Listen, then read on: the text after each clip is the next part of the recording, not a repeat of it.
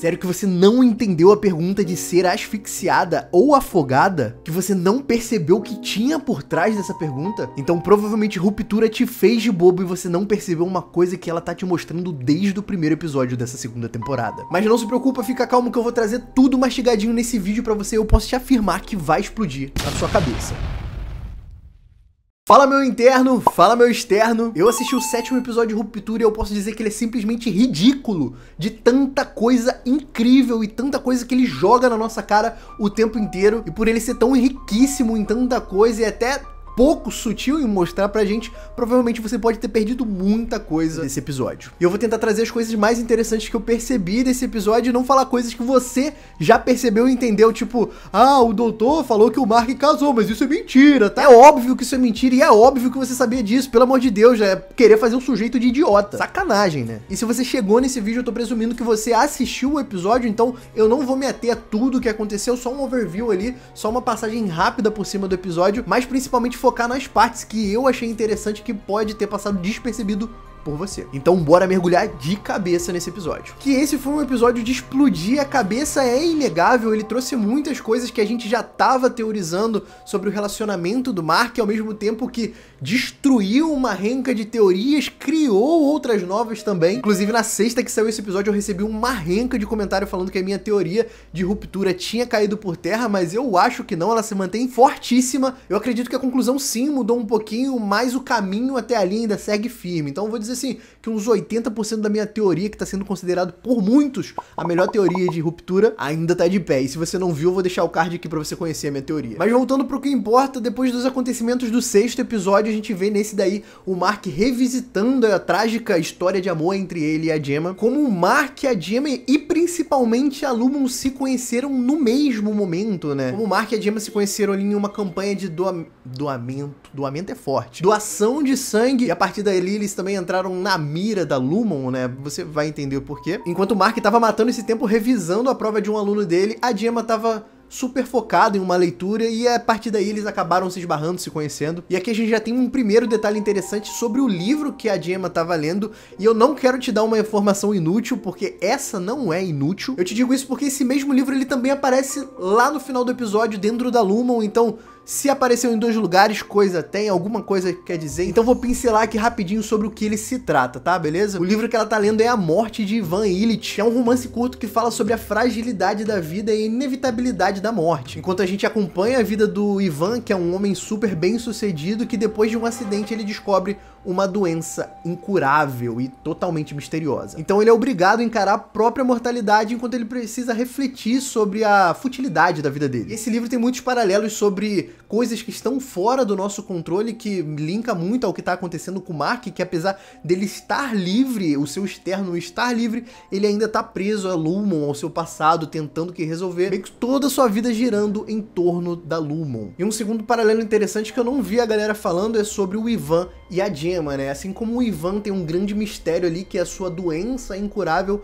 a Gemma tem essa grande situação que é a infertilidade dela, né? Que faz com que ela tome decisões muito importantes para sua vida no decorrer desse episódio, muito importante para o seu futuro. E o último paralelo desse livro é entre o Ivan e o Kier, né? Que assim como o Ivan, ele teve que lidar com a sua própria mortalidade, não importava o quanto de dinheiro ele tivesse, era sempre inevitável. E um detalhe muito bacana é que esse livro é escrito por Lev Tolstói, eu acho que eu tô falando o nome certo, mas se eu não tiver, me perdoa. E ele já apareceu antes em Ruptura, ele já foi mostrado antes em Ruptura nessa cena que o Mark tá na frente da geladeira e lá tá mostrando uma capa de outro livro do Tolstói. E como eu disse, esse livro volta a aparecer no finalzinho do episódio, um pouco antes da Gemma dar aquela cadeirada de WWE no doutor lá misterioso. Uma das primeiras coisas estranhas que aparecem nesse episódio de fato, porque esse episódio tem muita coisa estranha, é aquela pergunta que a enfermeira faz a Gemma logo no comecinho, quando a gente descobre que a Gemma tá de fato viva, perguntando pra ela do que ela teria mais medo, de ser asfixiada ou ser afogada. E essa pergunta me pegou muito na hora, porque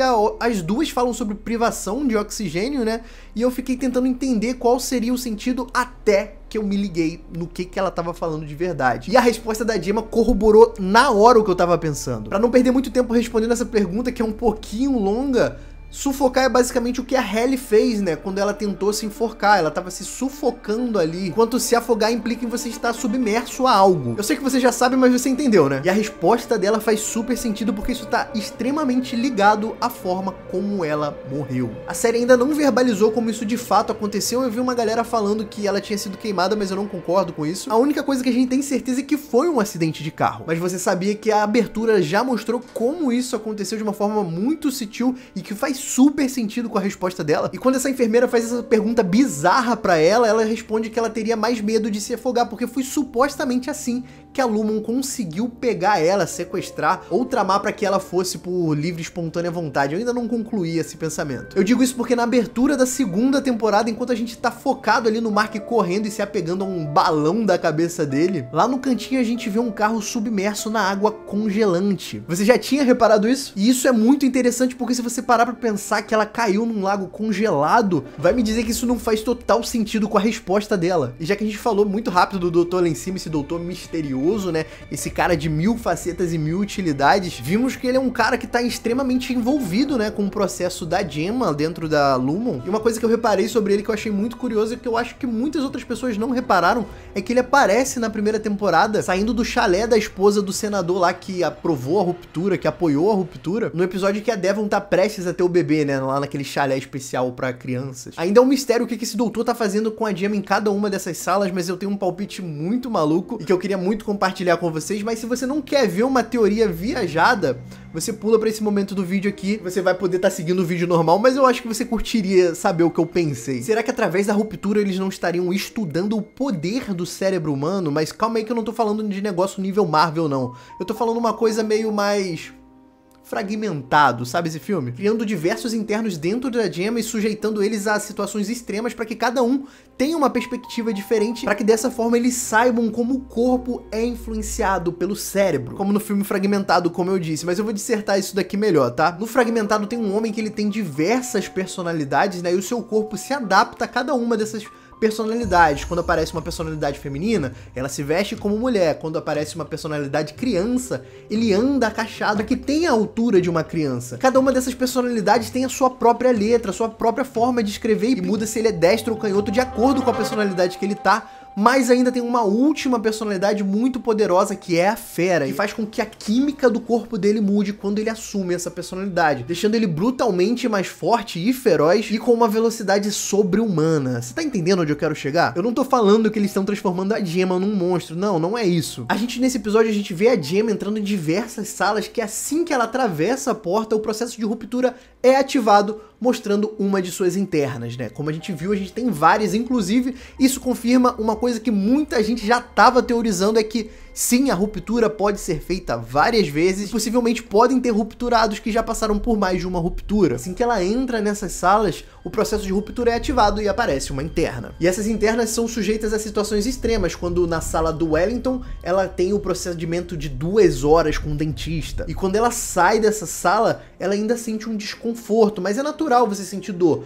Mas um desconforto depois de 2 horas não era pra ser só um desconfortozinho. Eu nunca passei por um procedimento dentário de 2 horas, mas quando eu arranquei meu siso, eu fiquei com a cara inchada 3 dias. Mas a Gemma, ela sai com um leve desconforto que logo ela deixa passar. A mesma coisa acontece no cenário de Natal, que ela tá com a mão doendo depois de escrever várias cartas repetidas vezes ali, muitas e muitas e muitas e muitas e muitas vezes. Quando ela sai dessa sala, ela sente ainda um desconforto no punho. E todos os dias, quando ela termina toda essa sessão de salas, alguém chega pra ela e pergunta se ela sentiu alguma coisa saindo de cada uma das salas. E nesse caso ela respondeu que ela sentiu a dor no dente e a dor no punho.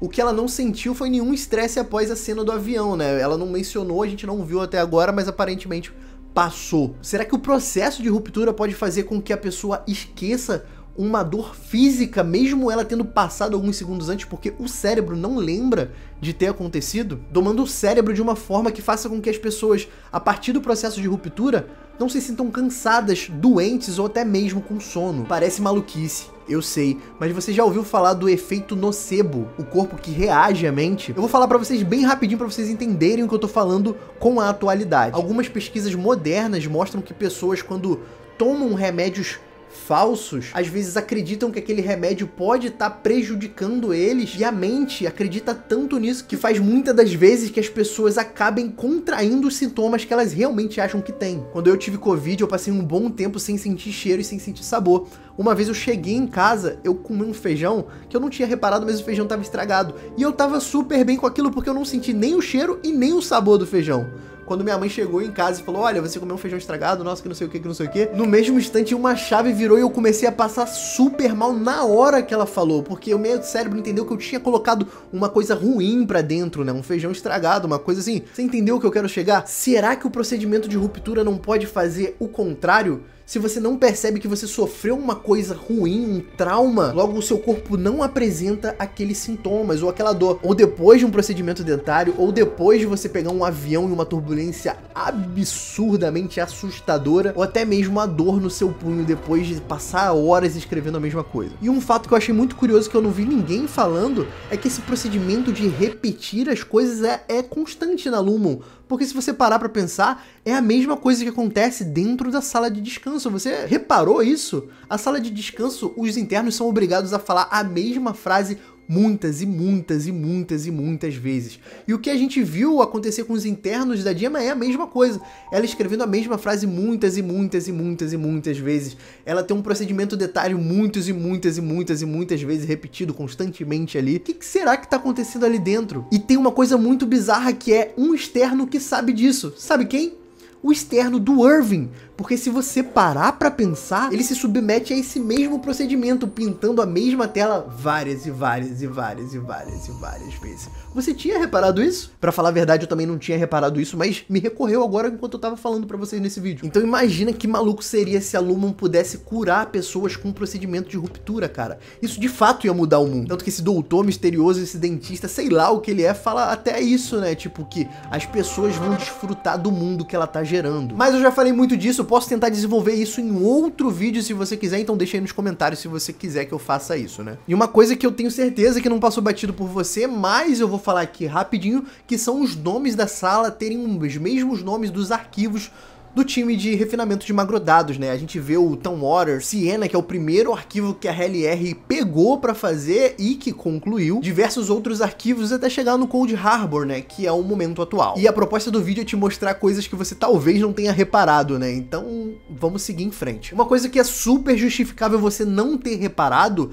é uma coisa que passou muito rápido quando a gente descobre sobre os observadores, vou chamar eles assim, né? Aquele grupo de fake refinamento de macrodados bizarro, que parece bizarramente muito com o time de ARMD, com o Mark, o Irving, o Dylan e a HLR. E durante essa cena que mostra eles que o trabalho deles é basicamente mostrar o refinador e as coisas que ele tá vendo na tela, podendo alternar entre essas duas opções, a gente vê que o Mark S fez o refinamento de 24 arquivos, estando atualmente trabalhando no 25º, que é o Cold Harbor e aparentemente o arquivo final, né? Que provavelmente quando esse arquivo acabar, a Gemma pode ir de vala, talvez, né? Uma corrida contra o tempo. E que nos faz acreditar que ao todo a Gemma já pode ter tido 24 outras internas. Olha que maluquice, cara. Isso daí é simplesmente um fragmentado. 24 personalidades. E um detalhe que eu sei que vocês pegaram, mas eu vou aprofundar um pouquinho mais aqui, porque eu tinha que falar sobre isso, é sobre aqueles cartõezinhos que apareceram nesse episódio, né? Que é uma relação direta ao nome do episódio, que é Chikai Bardo. Numa pesquisa super rápida que eu fiz aqui, fala que Chikai Bardo é um conceito do budismo e ele representa a primeira fase do bardo, né? Estado intermediário entre a morte e o renascimento. Isso se torna muito curioso porque tá saindo da boca do Mark, né? Um cara que tá literalmente ali tentando sobreviver e saindo desse estado pro seu renascimento. E eu digo isso porque não sei se isso acontece na sua cidade, mas aqui na minha, quando o primo do cunhado da noiva do meu vizinho acontece um acidente com ele, a minha avó fala, né? Ah, aconteceu um acidente com fulano e ele sobreviveu. E a outra pessoa responde, ele teve uma segunda chance, né? Ele nasceu de novo. É basicamente essa sensação que eu tive com esse Chikai Bardo saindo da boca do Mark, né? Ele nasceu de novo, né? E isso pode estar reforçando uma teoria que muita gente fala sobre o Mark Prime, né? Vindo a junção dos dois Marks, do interno e do externo. Por acaso falam isso onde você mora também ou é só na minha cidade? E durante o flashback, quando mostram as cartinhas que, cara, foram de extrema importância pra primeira temporada, eu não sei se você lembra, mas se não fossem essas cartas, se não fosse o Dylan roubando uma dessas cartas de óptica e design, a gente não saberia sobre a contingência extraordinária e a gente não teria tido aquele final simplesmente incrível da primeira temporada, né? Aquela vontade de gritar: continua! Inclusive, a gente também vê a Gemma praticando o movimento que tá mostrado, que foi o mesmo movimento que ela tá segurando e que o Dylan pegou. Sério, eu poderia ficar horas aqui falando sobre isso, mas eu vou me ater às partes que eu achei mais interessante. Eu espero que você tenha gostado. Eu quero saber se você reparou tudo isso, se você não reparou, o que você reparou, o que você não reparou, o que você reparou que eu não reparei, é muito importante, que eu também não vejo tudo também, e o que você tirou desse episódio. É isso, pessoal, espero que vocês tenham gostado desse vídeo, um beijo e tchau!